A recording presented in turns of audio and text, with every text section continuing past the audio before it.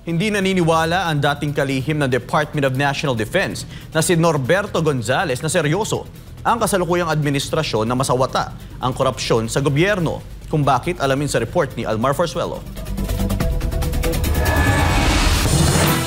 Patuloy ang ginagawang investigasyon patungkol sa mga maanumaliang proyekto ng gobyerno gaya ng flood control projects na pinagmumulan ng korupsyon. Nito lang nakaraang araw sa Senate Blue Ribbon Committee, pinangalanan na ni Pacifico Diskaya ang mga politiko na tumatanggap umano ng pera mula sa mga contractors at kasama sa kanyang mga pinangalanan na nabigyan daw ng milyon-milyong pera ay sina House Speaker Martin Romualdez at si Congressman Zaldico. Karamihan sa mga kawani ng DPWH na nabanggit sa itaas ay paulit-ulit na binabanggit ang delivery ng pera ay para sa kay Zaldico na dapat at least 25%. Si Kong Marvin Rillo naman ay ilang beses na binabanggit ang pangalan ni Speaker Martin Romualdez bilang kanyang malapit na kaibigan. Dalawang pangalan na nauna nang binanggit noon ni Vice President Sara Duterte na silang nagkokontrol ng budget. Kasi ang budget ng Pilipinas ay hawak lang ng dalawang tao. Hawak lang siya ni Congressman Zaldico at ni Congressman Martin Romualdez.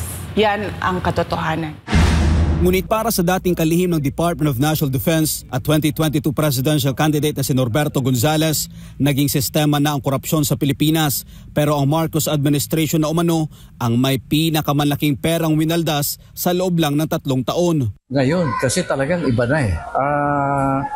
Nakakapagtaka kung bakit tumapang ng ganun yung mga involved sa corruption, no? Nakikita natin yan, in every administration may corruption. Pero hindi ganito kalaki. Ito sobrang laki na, kaya nakikita mo naman, kahit ng mga ordinaryong mamamayan, talagang pinag-uusapan na tungkol sa nakawan sa gobyerno natin. Iba talaga ngayon. Sumobra. Anya, hindi sapat ang ginagawang investigasyon ng kasalukuyang administrasyon dahil masyadong malawak ang korupsyon sa bansa at hindi lang sa flood control projects. Kung naiintindihan ko ng tama, pati yung commission limited lang sa flood control eh. Dapat sana kung gusto ng Pangulo natin na linisin ang korupsyon sa Pilipinas, buong gobyerno dapat ang tignan. Kung talagang ang gusto ng ating Pangulo ay itigil yung korupsyon sa gobyerno, ay medyo maliit lang yung tinitignan niya. Mas malawak yan. Hindi rin anya siya naniniwala na seryoso ang BBM admin na masawata ang korupsyon sa gobyerno. Mukhang ang ginagawang hakbang ng presidente natin para makontrol yung protesta laban sa korupsyon, hindi para isolve talaga ang problema ng korupsyon sa loob ng gobyerno.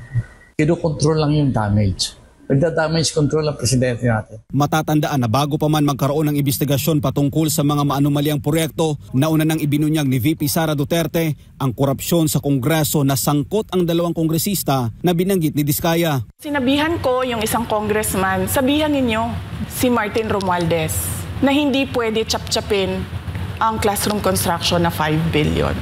Kaya kung makikita ninyo sa budget proposal na approved ng Office of the President, 5 billion yon. Pero nung lumabas yung GAA o yung budget approved noong 2023, naging 15 billion siya. Dahil hindi nga ako pumayag na kunin yung 5 billion, dinagdagan nila ng 10 billion yung classroom construction ng Department of Education. Yung 10 billion na yon hindi kontrolado ng Department of Education. Controlled yon ni Congressman Zaldico at Congressman Martin Romualdez. Para sa Diyos sa Pilipinas, kung mahal Almar Forzuelo, SMNI News.